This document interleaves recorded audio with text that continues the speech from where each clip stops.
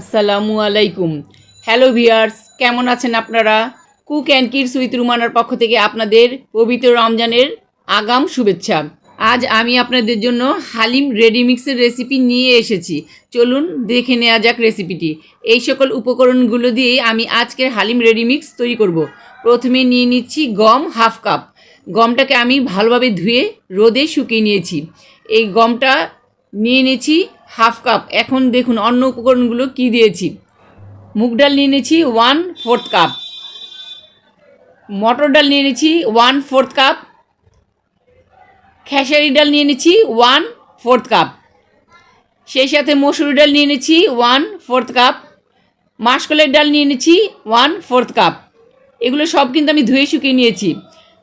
ছোলা বা বুটের ডাল নিয়ে নিয়েছি 1/4 কাপ, সেই সাথে পোলার চাল নিয়ে নিয়েছি 1/3 কাপ। পোলার চালটা একটু বেশি নিয়েছি। এখন আমি এই সবগুলো উপকরণ আমি একটা গ্রাইন্ডারে গুঁড়ো করে নিব। আমি উপকরণগুলোকে গুঁড়ো করে নিচ্ছি। আমি এখন সবগুলো উপকরণ গুঁড়ো করে নেওয়া হয়ে গেছে। একেবারে আমি মিহি করিনি। দেখুন আমি একটু দানা দানা রেখেছি।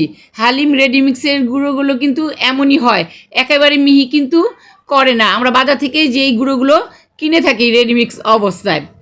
দেখুন আমার সবগুলো মিলিয়ে এই এতটুকু পরিমাণ হয়েছে। এখানে আমি মেপে দেখেছি 410 গ্রাম হয়েছে আমার এই রেডিমিক্স। আজ আমি যে রেডিমিক্স তৈরি করেছি এটা 12 থেকে 15 জন মানুষ অনায়াসে খেতে পারবে। এখন চলুন মশলাটা তৈরি করে নেওয়া যাক।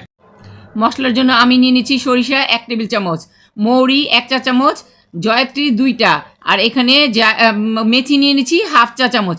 এগুলো আমি একটা গ্রাইন্ডারে গুঁড়ো করে নিব। এখন আমি এগুলোকে সবগুলো উপকরণ একসাথে গ্রাইন্ডারে দিয়ে দিচ্ছি।